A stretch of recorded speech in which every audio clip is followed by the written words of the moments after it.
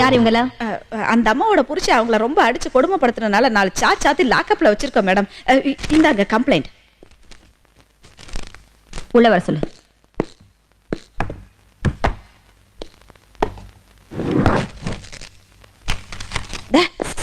உங்ககிட்ட ட்ரிங்க் வாங்கின விஷயத்த நீ இன்ஸ்பெக்டர் அம்மா கிட்ட போட்டு கொடுத்த, அப்புறம் உன் புருஷனை வெளியில விட்டுட்டு உன்ன உள்ள வச்சிருவ. ஜாக்கிரதை. வா தள்ளிட்டு வா. வாயா வெளியில. கவுண்டர் வா வா. இவெல்லாம் எதுக்கு கல்யாணம் பண்றா? பொம்பளைன்னா அவ்வளவு கேவலமா போச்சு. மேடம் நீங்களாவது நான் சொல்றது கேளுங்க மேடம். நீ என்னையா சொல்றது? எல்லாம் கம்ப்ளைண்ட் இருக்கு. Stop it. சொல்லியா? மேடம் நான் படிக்காதவன் தான், அழகு இல்லாதவன் தான். ஆனா ராத்திரி போல கஷ்டப்பட்டு உழைச்சு மாசம் 10,000 சம்பாதிச்சு கொடுக்குறேன் மேடம். ஊர்ல கஷ்டப்படுற அப்பா அம்மாவுக்கு 500 ரூபா அனுப்ப விட மாட்டேன்றா.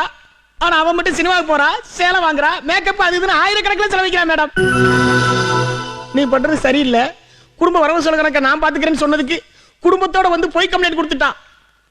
என்ன புருஷனா மதிக்காட்டாலும் பரவாயில்ல, ஒரு மனுஷனா மதிக்க சொல்லுங்க மேடம். ஐயோ, அவர் சொல்றதெல்லாம் போய் மேடம். பாய் மூடு. உன் மேக்கப் லிப்ஸ்டிக்கும் பார்த்தாலே தெரியுது உன்னோட லட்சணம். பண்றதெல்லாம் பண்ணிட்டு புருஷன் மேல போய் கம்ப்ளைண்டா கொடுக்குற. மேடம் எனக்கு அப்பவே இவன் மேல டவுட் மேடம். இத பார், ஒழுங்கா புருஷன் பேச்ச கேட்டு நடந்துக்க, இல்ல அப்புறம் உனக்கு லிப்ஸ்டிக் போடுறதுக்கு லிப் இருக்காது. படிச்சவன் பணக்காரன் எல்லாம் பொண்டாட்டிங்களா அவங்க அம்மா வீட்டுக்கு அமிச்சு அதை கொண்டு வா இதை கொண்டு வான்னு கொடுமைப்படுத்துறானுங்க. பா ராப்பகலா உழைச்சி உன்னை ராணி மாதிரி வீட்டுல உட்கார வச்சிருக்காரு பாரு. அந்த கொழுப்பு தான் உன்னை இப்படி பண்ண சொல்லுது. சம்பாதிக்கிற கஷ்டம் உழைக்கிறவங்களுக்கு தான் தெரியும். உன்ன மாதிரி ஊரை சுத்திட்டு வந்து உட்கார்ந்து சாப்பிடறவங்களுக்கு தெரியாது. ஏமா பெட்டிஷன் கொடுத்த என் பொண்ணையே மிரட்டுறியே, இது நியாயமா? பாய மூடுமா. ஏதோ பெரிய மனுஷியாச்சேன்னு பாக்குறேன். உன் பொண்ணோட வாழ்க்கையை நீயே கெடுத்துருவ போல இருக்கு. ஸ்டேஷனுக்கு வந்து ஆம்பளைங்க மேல பொம்பளைங்க எப்படி கம்ப்ளைண்ட் கொடுத்தாலும் கண்ணை மூடிட்டு நாங்க ஆக்ஷன் எடுத்துருவோமா? கொடுத்த கம்ப்ளைண்ட் வாபஸ் வாங்கிட்டு புருஷன் பேச்ச கேட்டு குடும்பம் நடத்த பாரு. இதுக்கு மேல ஏதாவது பிரச்சனை பண்ணீங்க 2 பேரையும் தூக்கி உள்ள போட்டுருவேன். ஜாக்கிரதை. மேடம் பொம்பளைக்கு ஸ்டேஷன்ல ஆம்பளைங்களுக்கு நியாயம் கிடைக்காதுன்னு நினைச்சேன். அது பொய்ன்னு புரிஞ்சுக்கிட்டேன். நீங்க நல்லா இருக்கணும் மேடம். நீங்க போலாம். அதான்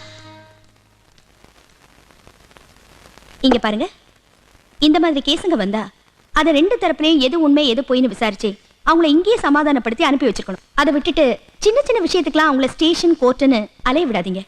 அப்புறம் மத்த ஸ்டேஷனுக்கும் நமக்கும் வித்தியாசம் இல்லாம போயிடும். Understand? Yes madam. You may go.